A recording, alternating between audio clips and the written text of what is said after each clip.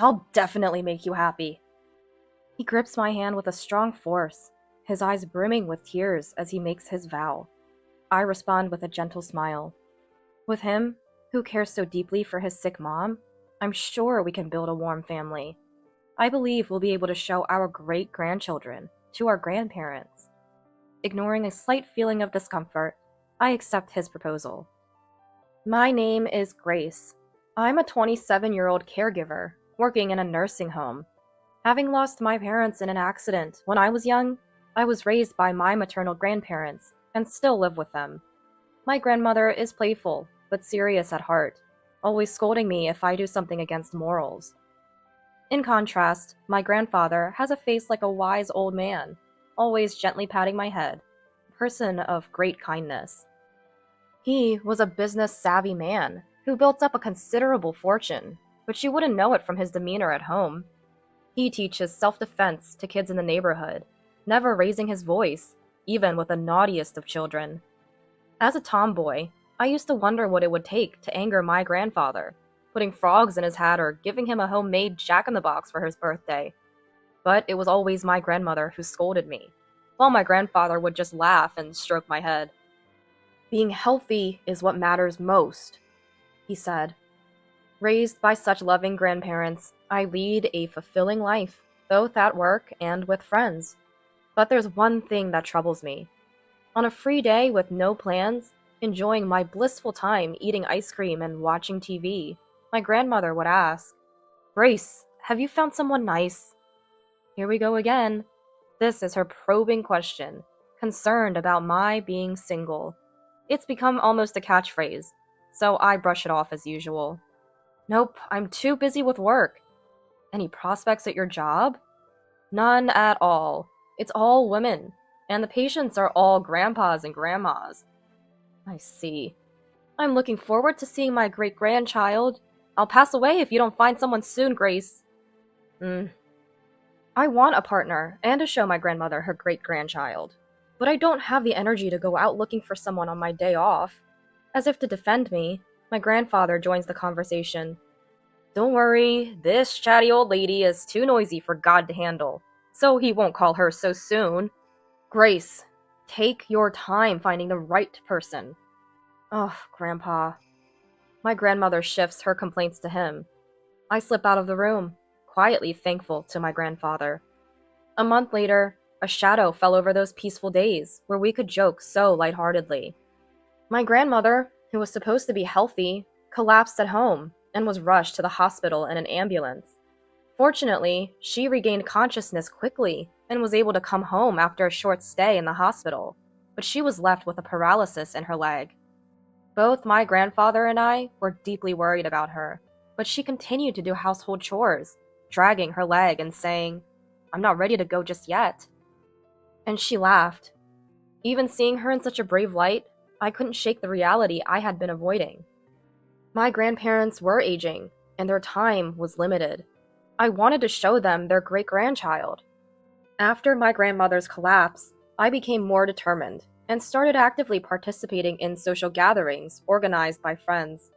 That's where I met William, a corporate employee 5 years my senior. William is a sociable and entertaining elite working for a major corporation, with many friends and shared interests with me.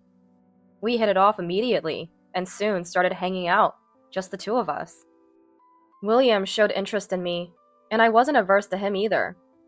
Then, 3 months after we met, he invited me to a restaurant with a beautiful night view. Filled with nervous anticipation, he said to me earnestly, "Grace, I want you to marry me." Marry? His proposal, skipping past the dating phase, took me by surprise. William gently grasped my hand, which hung open in shock. "I fell for you the moment I first saw you. It's so much fun being with you, and I don't think I'll ever find anyone like Grace again." Ugh. We're both not getting any younger, and it seems a waste to just date halfway. I want to get married and start a family soon. That's true, but I had imagined dating William and eventually getting married, but I never thought about such a sudden marriage proposal and couldn't find the right words to respond. Seeing my hesitation, William released my hand and smiled weakly. Sorry, I rushed you. Actually, my mom is ill and doesn't have much time left. Your mom? His confession was more shocking and serious than the proposal, bringing me back to Earth. Yeah, my mom wants to see her grandchild, and I wanted to make that happen. I rushed without considering Grace's feelings. I'm sorry. I know it's troubling to hear this. William, looking at his somber face, my heart clenched. I remembered the shock and regret I felt when my grandmother was rushed to the hospital. He's just like me. He wants to marry to bring a smile to his family's face, just like I have a hidden desire to do the same. And I understand the pain of losing parents. That's why I found myself wanting to accept him, someone who cares so deeply for his mom. William is a bright and fun person. Together, we could surely build a happy home. With a once-in-a-lifetime resolve, I clasp my trembling hands and face William. Okay, let's get married. William, surprised by my answer, looks up. Really? Yes. Smiling reassuringly, I see his eyes well up with tears. Thank you. Thank you. I'll definitely make you happy. Caught up in this unexpected turn of events, I feel like I'm in a dream. But I decided to trust this man who values family so much. After that, William became incredibly proactive. The day after I accepted his proposal, he suggested we register our marriage immediately so we could have children whenever we wanted. Having been raised by my strict grandmother, I firmly rejected this idea, saying it was out of order. I also harbored a desire to have a ceremony and show my grandparents me in a bridal gown. William didn't give up easily, but he eventually agreed to first meet my grandparents. I had suggested meeting his family first. Mom's not well right now. He gently declined. Though I had agreed to marry him, I felt a bit uneasy about how hurriedly William was pushing things. But when he said with a smile, "I just want to be with Grace as soon as possible," I couldn't outright say it was strange. With that little bit of unease, the day William was to meet my family arrived. Greeted at the entrance, William offered his usual, refreshing smile to my grandmother. "What a fine young man, truly worthy of my granddaughter," she whispered to me, her voice filled with joy. I swelled with pride. Surely, choosing him as my marriage partner was the right decision. With confidence, I introduced him to my grandfather, who was already seated in the living room. "Grandpa, William is here." "Nice to meet you. I'm in a relationship with Grace, with the intention of marrying her." "Ah." My grandfather, rising from his seat, froze upon seeing William's face, and his usual smile vanished. "Leave, please." "What?" "I won't approve of a marriage with this man." "What? Grandpa?" Not only I, but also my grandmother was shocked by my usually gentle and supportive grandfather's outright rejection. William, too, stood with a stunned expression, having just been bluntly dismissed. "What's wrong, Grandpa? What's the problem with William?" "There's nothing specific. I just don't like the look in his eyes." "What?" I glanced at William's face. He may not be particularly handsome, but I thought he had a kind, gentle face. "Grandpa, it's not right to judge someone by their appearance." "Grace, look closely. His eyes, his smile, his mouth, they're all fake. He has the face of someone who's used to lying." "Lying?" I looked at William again, who now furrowed his brows in distress. "Grace, don't you trust me? I just want to build a happy home with you and show my mom her grandchild." His earnest plea pained my heart. "Grandpa, William is a kind man who cares deeply about his family. He's very attentive to his sick mom." "Then bring that mom here." "What?" Startled by my grandfather's outrageous demand, William visibly panicked. "That's impossible. Mom is hospitalized."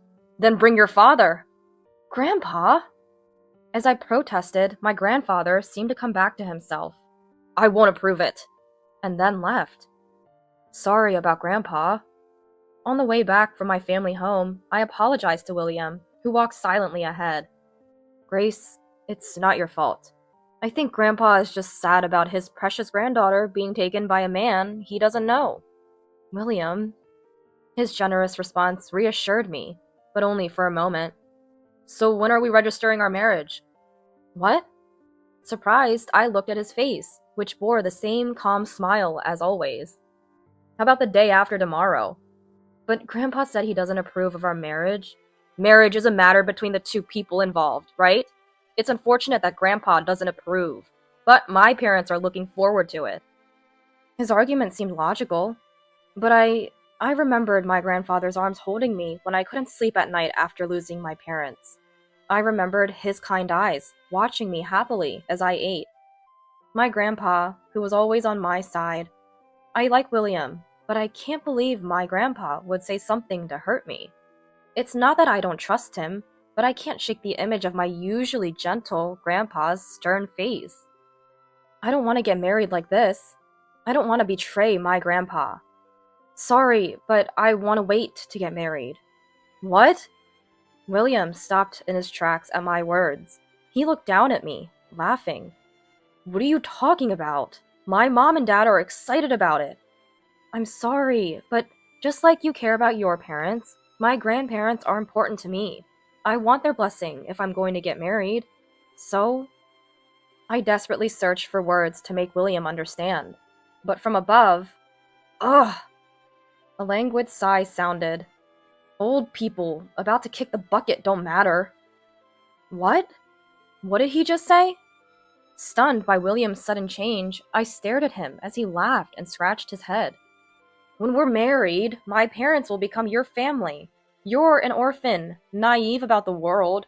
Once married, you enter the husband's family. So opposing in-laws don't matter. Anyway, you can't go back to that house anymore. What are you saying? My confusion seemed funny to him, as his smile deepened.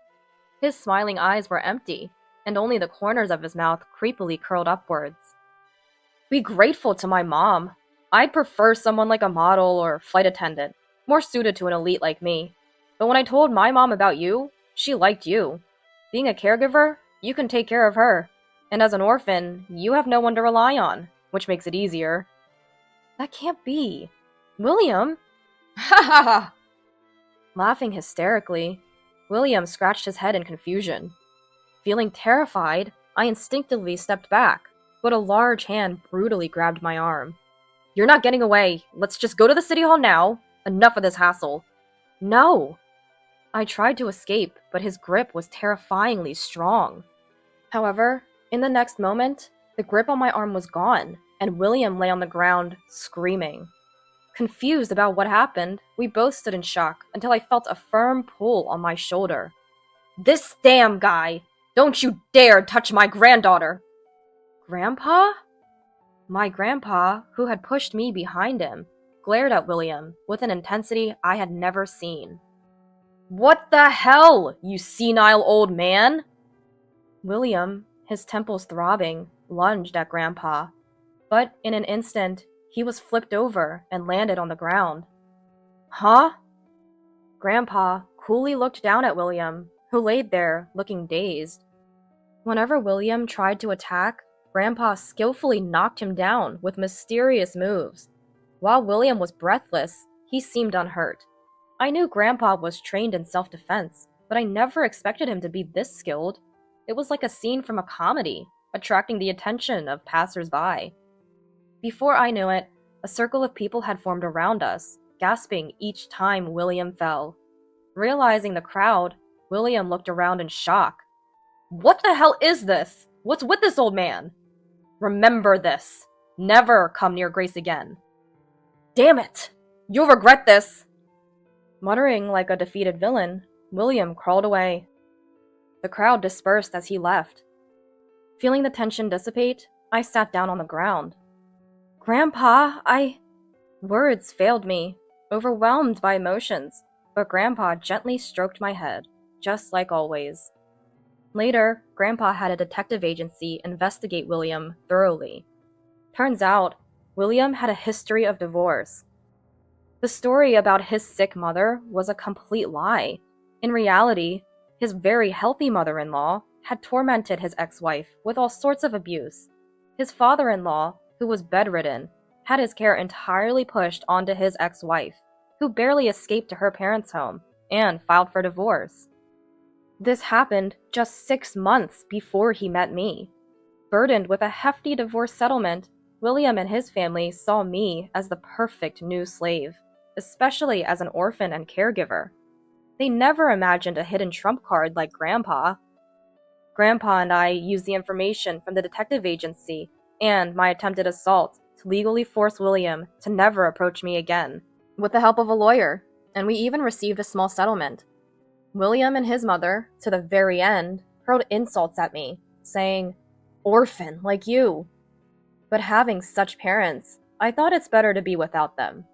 When I asked Grandpa how he knew William's true nature, guys with eyes like his are never good news.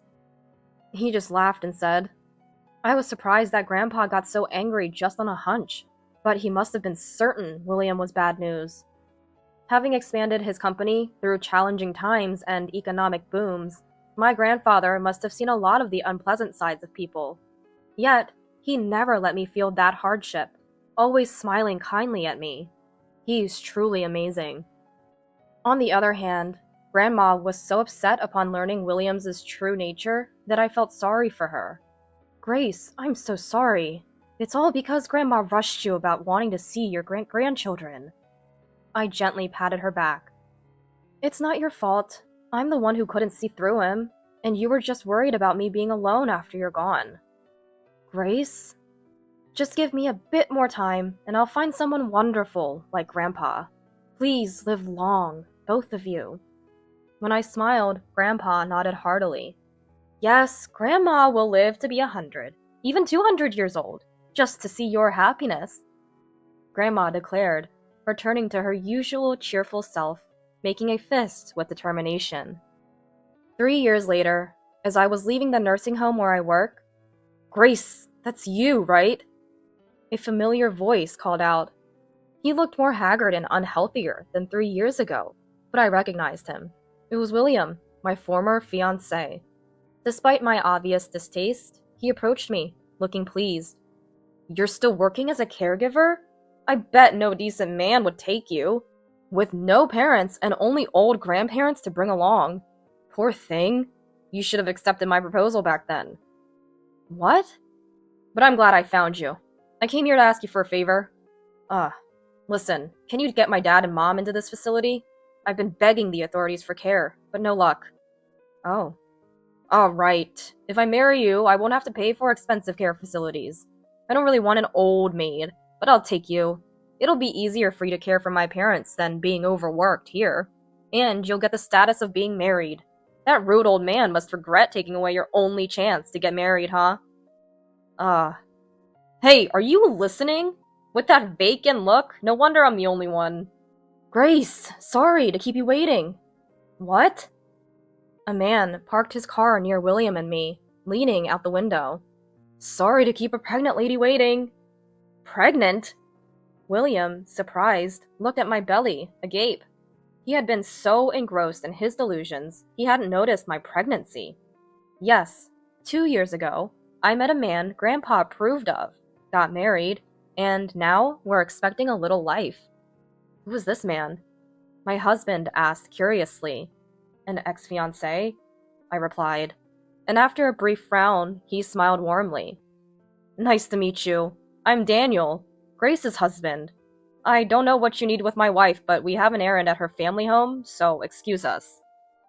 "Just wait! I haven't finished talking." As I moved to the passenger seat Daniel opened for me, William tried to grab my arm. I spun him down to the ground, using the self-defense techniques Grandpa taught me after that incident. Looking coldly at William sprawled on the ground, I said, "What do you want to talk about? I can't get your parents into this facility, but I can warn the director about you, a person who speaks ill of others' grandparents." "Ugh. And it seems you're the one in trouble, not me. After we broke up, you tried to deceive a young girl at work, but got sued and had to pay another settlement. Lost your job and now your mom needs care, right? How did you end up like this?" "How do you know that?" His face turned pale with shock. Ignoring William, I got into the car. I have more important things in my life than dealing with such a selfish, irredeemable man. Wait, please! Help me!" His pitiful cries faded as Daniel drove away. "Did you and the baby have a good day at work, Grandma?" As I got out of the car at my family home, Grandma came over, happily patting my belly. Ever since I got pregnant, she's become more energetic. I'm going to the zoo with my great-grandchild. And she eats healthy food every day. Daniel, I got some good fish today. Oh, nice. My boss just recommended a great wine to me. My husband and Grandpa entered the house, chatting happily. Grandpa took to Daniel the moment they met, and Grandma told me he always looks out the window on the days we visit. Grandpa says, he has a nice smile. Daniel, preparing to be a dad, reads parenting books and cookbooks for our unborn child and me. The precious scene of my husband, grandparents, our child, and me, all around the dinner table, perfectly matched the future I had hoped for. I'm glad I trusted Grandpa's judgment of people. At dinner, I savored not just the meal, but also my happiness.